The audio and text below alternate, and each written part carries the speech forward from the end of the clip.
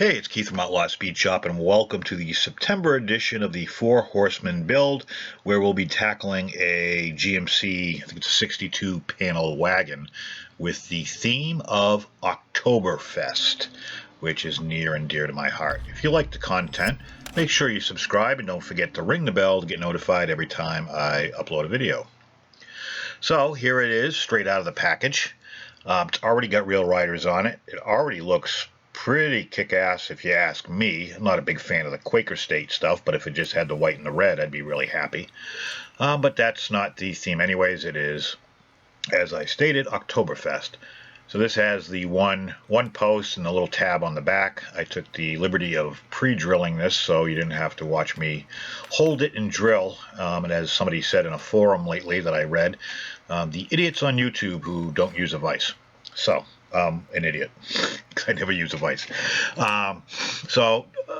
Steel base, steel body, or cast body. And the only thing well, actually, I am an idiot. It's been a couple days since I uploaded this footage. Pretty much drilling and tapping is pretty basic. I very rarely show it. There's really not much to it. Just take your time, go slow, don't rush it. It's a tedious process. It's probably the least favorite aspect of a build for me, and the most stressful. Very rarely do I mess it up, but I always feel like I'm going to, so I tend to get nervous, and that never goes away. It's always there. So I got my little 3/8 256 screws. Pretty much just after I drill it, I put it in. That way nothing gets in there like the citrus strip or anything else, paint, and just keeps the hole clean, because it's good to have a clean hole. So after the citrus strip, I'm going to use my brass wire brush on my Dremel wheel to clean off all the residue and whatever's left over for paint, which usually isn't too much, but some paint's pretty stubborn. Depends on how thick a clear coat they put on, and the castings itself, and how many lines and nooks and crannies. The nose on this had obviously the lights that are in the hood, and the grill and all that kind of stuff just tends to be a little bit of a pain in the neck to get all the paint out. So the wire brush makes short work of it where the citrus strip may fail. And I always really go around all the creases, like for the door jambs, to make sure I get the residue, that when you go to paint, if you don't get it all out, it'll actually separate a little bit, and you'll kick yourself in the ass for not cleaning it right the first time. So preparation's key. Take your time, do it right, and don't jump this step. You always make sure you take your time and do it right, so you don't get frustrated when you go to paint and you can't understand why the paint doesn't stick, because trust me, it happens, and I still do it more often than I'd like to admit. And I have a different wire brush, more of a cone-shaped one that I use to get in the insides. It works out really, really well. And then what I'll do is I take some Scotch-Brite, and I'll try to get a consistent sheen across the entire body wherever I can. And it seems to work pretty good. I've never had a problem, and I've used both the orange or maroon and the gray, which are two different grits. I'm not sure which ones they are, but both work pretty good. And get whatever toning is left from whatever it is you're doing. This doesn't work on, obviously, the older ones as well, because the toning is really, really in there. But the newer castings, there's some inconsistencies in the paints, or in the castings itself, so this helps for me, it helps even it out, so when I put my paint on or my primer, I don't have any worries or concerns whatsoever. There's always a few spots here and there that, like I was pointing out, there's like a little divot in the metal itself, but the primer, it was small, so the primer is able to fill it up. Now this car, or this casting, I did 100% with a rattle can. It's been a while since I've done that. I pretty much use my airbrush. I'll rattle can prime, but I very rarely will I actually rattle can. And the next few projects I got coming up are a little bit different. So, just because a lot of people say, oh, you have to have an airbrush. You don't have to have anything. These are customs, and you can do it however you want and use whatever you want. Some of the best paint jobs are not from airbrushes. So, if you don't have access to it, then don't worry about it. The only thing I don't like about paints is you have to buy a can for every color that you want to use, so it tends to get a little bit expensive, but I guess if you add up all the crap for an airbrush, it all kind of works out in the end. So here I'm just kind of going over. The roof had some areas that were a little deeper than I thought that the primer could fill, so I'm just kind of smoothing it out. Then once I think I've got it pretty good, I use my mineral spirits and a paper towel or two. And I've already cleaned it once, and I'm cleaning it again. Just I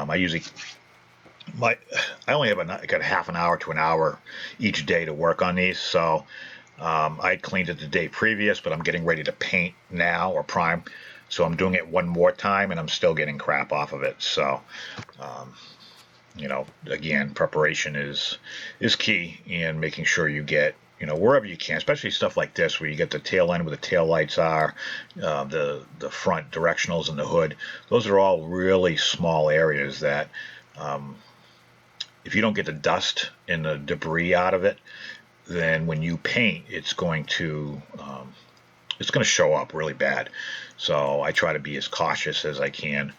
And I do tend to rush things on occasion because of my limited time. But I'll use all kinds of different tools to try to get in there and get all the little nooks and crannies. Right there you can see I'm using one of those little paint sticks, or I don't even know what they're called, but I've had them forever.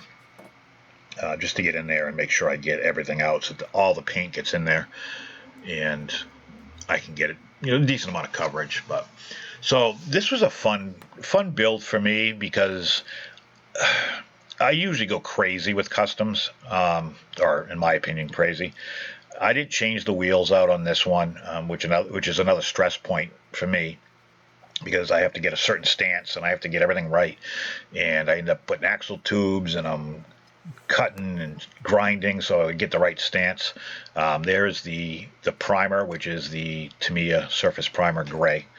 And I'm going to follow it up with a pure white Rattle Can TS26. But, making sure I have the right ride height and all that kind of crap really, it takes a lot of time. And this was already perfect. So this was actually a fun, very low stress, except for the fact that I was running behind on the build. Real easy to do, and I had a good time.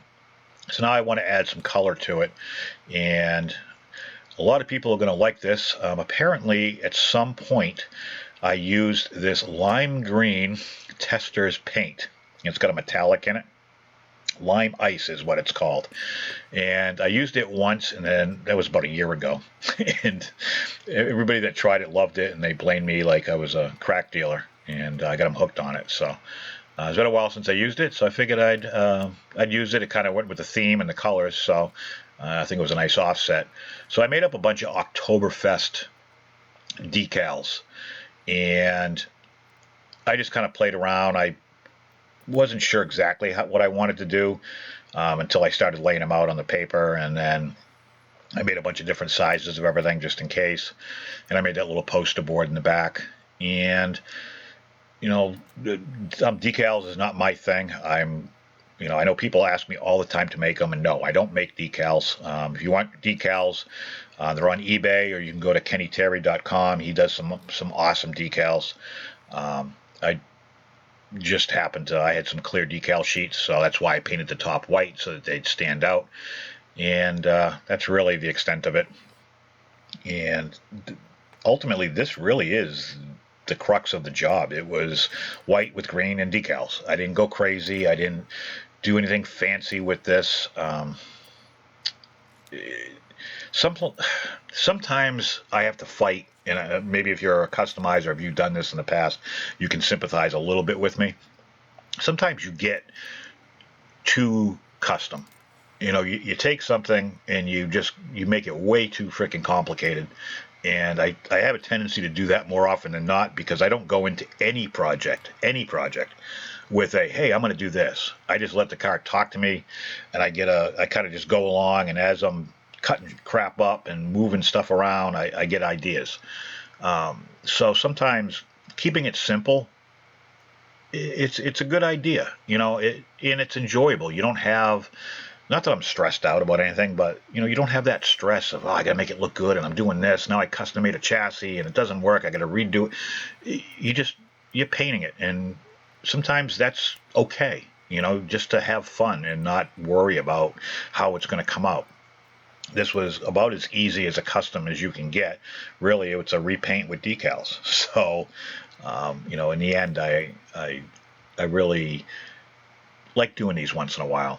And I've shared a couple pictures on the members YouTube section here in the community forum, and I'm guilty of not taking as many progress pics because I video everything. So I've been trying to get a little bit better at that. So if you're a member, I apologize for my. I don't. Everything's video. I just have such a hard time taking pictures sometimes. I don't know why until the project's done. Half the time I've forgotten to take pictures before I start the project, so I got to go hunt one down on the internet. But yeah, this was in the end. These Four Horsemen builds are great because we get to see everybody's take on this, and to me, that's you got one vehicle. It's the same vehicle, and you get to. Everybody's got their own interpretations. It's no different than the Beefeaters or the Three Blind Mice. Everybody has the same canvas to work with, and what they do with it is simply amazing. Everybody's got different tastes and different influences. I'm heavily influenced by hot rods, muscle cars, Ed Roth, Gene Winfield, George Barris, heavy metal, all that kind of stuff. Just growing up when I grew up with no cell phones and internet, and my mother had a scanner, and that's how she knew where the hell I was, because I was always in trouble.